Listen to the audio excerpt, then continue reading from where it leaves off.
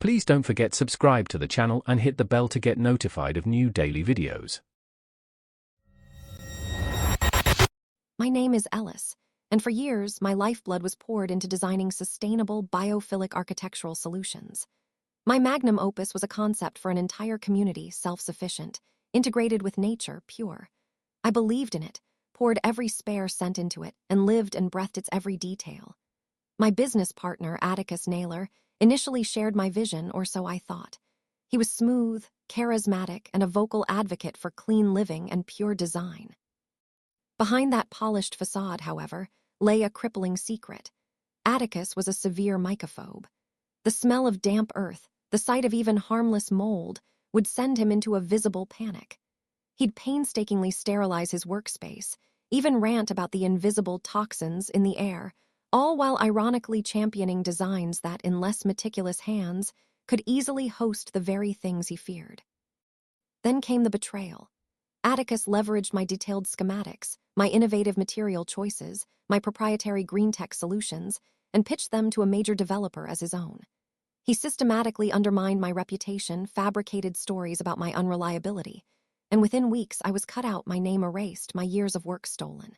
He got the contract, the funding, the recognition. I was left with nothing but shattered dreams, a mountain of debt, and a burning, icy rage. He thought he was untouchable, that his charm and connections made him impervious. He was wrong.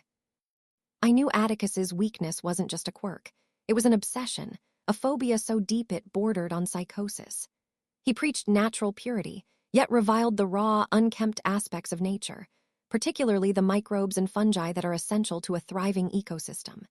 His new office, a gleaming monument to biophilic excellence, was ironically designed with living walls, extensive indoor planting, and complex natural ventilation systems. These features, if not perfectly controlled, were perfect breeding grounds. My revenge would be a subtle, invisible invasion. I spent months researching, not for harmful pathogens, but for potent, persistent, and entirely harmless organic elements that would trigger his specific aversion. I found my perfect weapon, a combination of specific geosmin-producing bacteria, responsible for that distinct, earthy smell after rain, and spores of a particularly robust, non-toxic Ganoderma fungus. Ganoderma, while harmless, has a strong, woody, musky aroma when it begins to metabolize organic matter, and its presence implies a damp, decomposing environment, Atticus's personal hell. I cultivated these strains carefully in my own makeshift lab, preparing a concentrated, invisible solution. The goal wasn't to destroy his physical space, but to utterly dismantle his carefully crafted image, his peace of mind, and ultimately his career from the inside out, using the very natural elements he superficially embraced. Access was the main hurdle. Luckily, Thalia, a former colleague who had also been screwed over by Atticus, though less severely, was now working as a junior architect in his new firm. She harbored her own quiet resentment. After a discreet meeting, I explained my intention, a harmless but potent psychological warfare. She was initially hesitant but ultimately agreed, wanting to see him knocked down a peg. Thalia provided me with precise floor plans and critical access times. One quiet Saturday evening, when the building was almost deserted, I entered Atticus's meticulously designed private office. My toolkit looked innocuous, a cleaning kit, a delivery box. Inside, however, were specialized diffusers and pre-prepared, dormant cultures. I worked methodically. The geosmin solution went into the main HVAC return vents leading directly to his office, and into the intricate, water-fed drip systems of his prized living walls. I sprayed the Ganoderma spores into the hidden hollows of his oversized, biophilic architectural models, the very models that displayed his stolen designs. These were places that rarely, if ever, saw deep cleaning, and where the slightest humidity could awaken the dormant spores. I paid particular attention to the organic substrates of his indoor planters, and even misted a faint layer onto the recycled wood panels of his bespoke desk. It was designed to slowly, insidiously bloom over weeks, not days, making it impossible to trace the source to a single event. The initial reports from Thalia were subtle. A faint earthy smell that Atticus dismissed as new building scent, or just the living walls settling.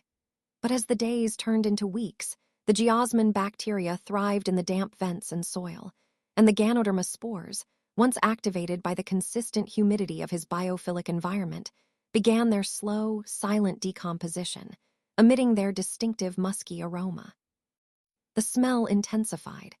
Atticus, initially agitated, became visibly distressed.